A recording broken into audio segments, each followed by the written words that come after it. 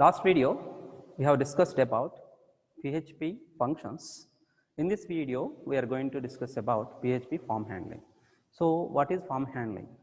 So actually form handling means, see, while coming to client server architecture, client server communication, whenever client send a request to the server, server prepares gives a response to the client based on the client request.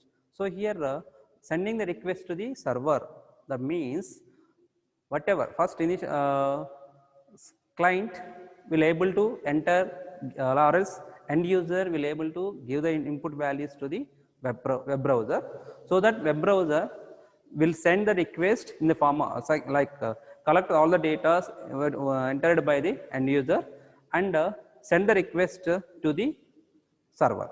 So here form handling means what are the data entered by the end user that should be transferred to the corresponding server, that is taken care by the web browser. So here PHP support form handling, and in the form of form handling can be done in PHP by using global variables. The global variables also called as super globals. Global variables means there is no scope, anywhere it can access, there is no scope. Without having scope of that, we can access, we can execute those type of variables by using. So the global variables are in PHP dollar globals, dollar underscore server, dollar underscore request, dollar underscore post, dollar underscore get, dollar underscore files, dollar underscore env, dollar underscore cookie, dollar underscore session. So these are the global variables we are going to use in order to handle the forms, handle the web pages in PHP. So next this is a simply HTML page. So here my idea is end user able to enter name and email. That email and name and email passed to the PHP module. That PHP module prepares dynamic content, hand out to the end user. So here my PHP mod, in that the file name is I have written here welcome.php. So that my idea is form whenever end user click on submit button, corresponding name and email sent to the welcome.php. So as we will get the output as welcome.php, that PHP should consist of name and email. That is my name, main idea for like here I am going to form handling, do the form handling. So for that, this is an example. So I have written the code, HTML code, HTML here form action equal to welcome.php. So action means whenever end user click on submit button, and what is action going to be performed. So here my action is going to be performed, meaning the data which is having in this page goes to what is the target page. This is what is the target page in this scenario, welcome.php. That is the meaning. And what is the method I am using here is post method. There are two types of methods are there in form handling. One is post, another is get method. So both are supporting HTTP. So like HTTP post, HTTP get methods. Anyway, we will discuss in detail about post and get methods. Next slide, next slides. So that in here my here I have given simply name and creating a text box by using input tag, and also in this input tag type equal to text, name equal to name. So here we should remember what is the name we have assigned. In this scenario, name we assigned as name in first name. Okay. Next email, for that I have created input tag and type equal to text, name equal to, so here name is email ID. So these are values, attribute values.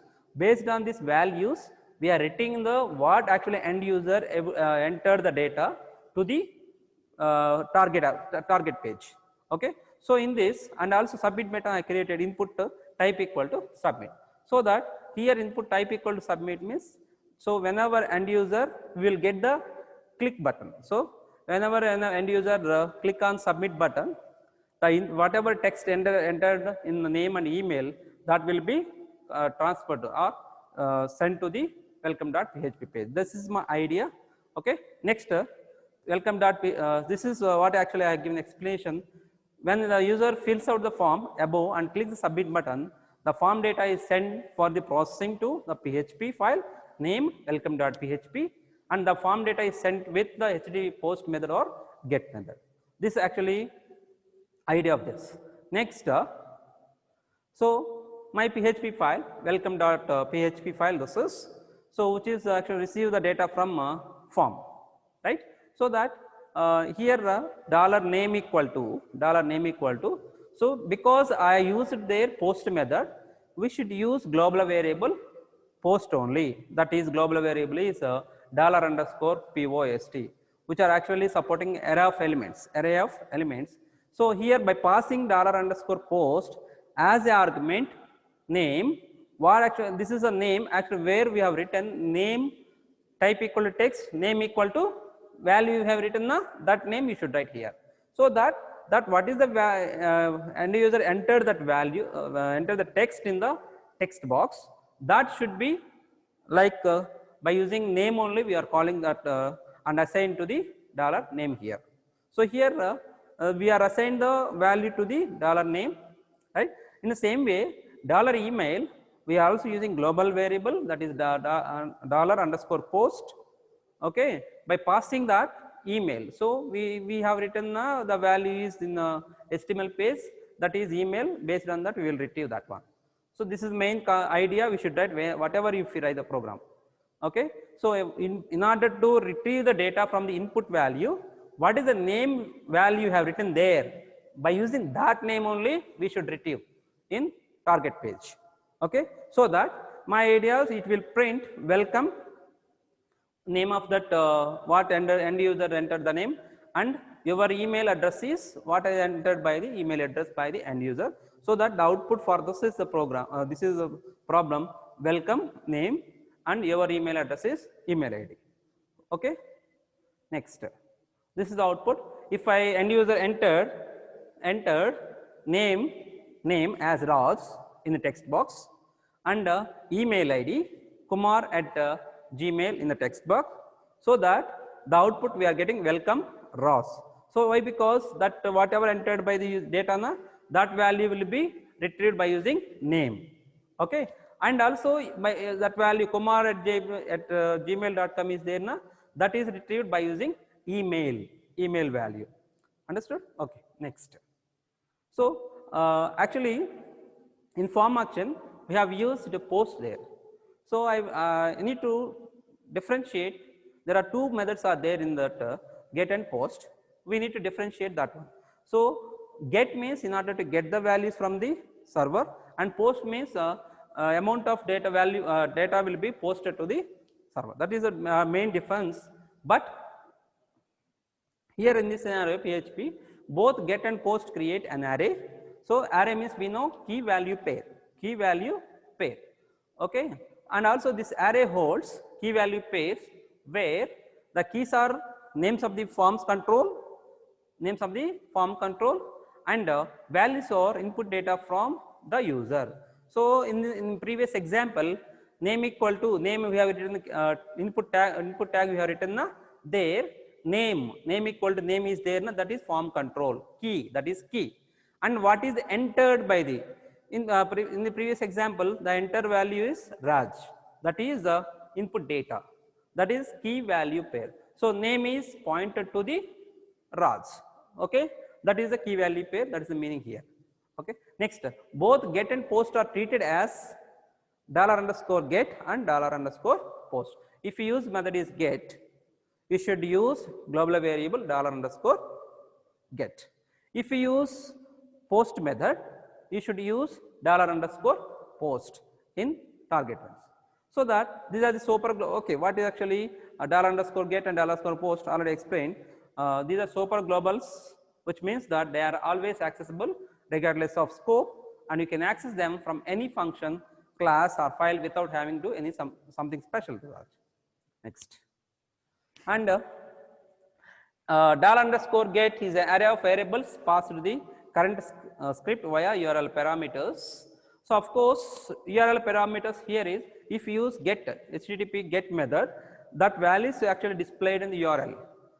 Okay, if you use post, whatever values entered by the end user, that values will not be displayed in the URL. Okay, and $_post is an array of variables passed to the current script via HTTP post method. Next, and what is the scope of using get and post method? Okay, so when to use get, when to use post. So when to use get means, this is what is the scenario: information sent from the form, from a form with a get method is visible to everyone. So whenever if you use method is get, so whatever information entered by the end user will be visible to everyone. Why? Because it will be displayed on URL. It will be displayed on URL. And get also has limits. So an amount of information to send. Here it support 2000 characters. Why? Because it displayed URL na, that URL supports up to only 2000 characters. Okay, get may be used sending non-sensitive data. Like you should not use if you send username and password. Get method not suggestible to use username and password situations, sensitive informations. Okay, next, when to use post method? When to use post method? Information sent from a form with the post method is visible to others, invisible to others. So whenever end user enter the data na, that data is not visible to the others. Why? Because if you use post method. Why? Because it will not add it to the appending to the request. Added to the appending to the URL. Okay, all the names and values are embedded within the body of HTTP request, not displaying on the URL, and it has no limits on the amount of information to send. There is no limit. Any bulk data can be post by using post method. Post supports advanced functionality such as support of multi-part binary input while uploading files to the server. So post is used to bulk data. Okay, the variables are not displayed. So since the variables are not displayed in the URL, it is not possible to bookmark the page. So and also post method used for sensitive data. So whenever end user enter username and password, in that scenario we can use post method. So the difference between get and post: if you use get, the data will be displayed on the URL. If you use post, the data will not be displayed on URL. And get is to send like limited number of data, nothing but it supports up to 2000 characters. But post, unlimited number of data will be posted to the server. So get is not used for sensitive data, sensitive information, but post is used for sensitive information. This is the main difference between get and post. Next, so this is the program handling text areas. So input text and a text area, I think you know, input text only we will enter some one line character, like one line characters, and text area means we need to specify the width and height of the text. Okay, so in this scenario, just the idea sake I have written now, just my text area is having columns, 50 columns, and rows are 5 rows, and I have default values I will be displayed in the text area. 1 point you should write the values characters, 2 point you should write the characters, 3 point you should write the character. So end user can able to enter 50 columns and 5 rows. So already 250 characters end user can write here. So in this we have as a 5 rows. This is the main theme of text area. So here I have written form action equal to text area.php. What is the target page? Text area.php. Method is post. So I am using here post, so that whatever data entered by the end user is not displayed to the URL. Okay, right. Next, text area.php file is just I am reading that content by using values data. So here there a text area, the name equal data I have written. By using that, whatever end user entered the data, that will be getting by using dollar underscore request global variable and placed into the text. That text will be we are displaying str underscore replace. If you want, you can straight away you can paste, you can print it as just scenario purpose. What is the values entered, that will be next line, next line. For that purpose I used str underscore replace. Okay, this is the scenario. PHP file read the data from text area. Okay, so that up to now we have discussed about what actual form handling can be done. Okay, and see, form handling in order to go back. No, this enough. So form handling means, and whatever end user able to enter the data, that data should be transferred to the target page. So in this scenario, because we are using PHP, so that the data is transferred to the read or transferred or read to the PHP. That PHP file will be displayed to the output. This is enough. Thank you.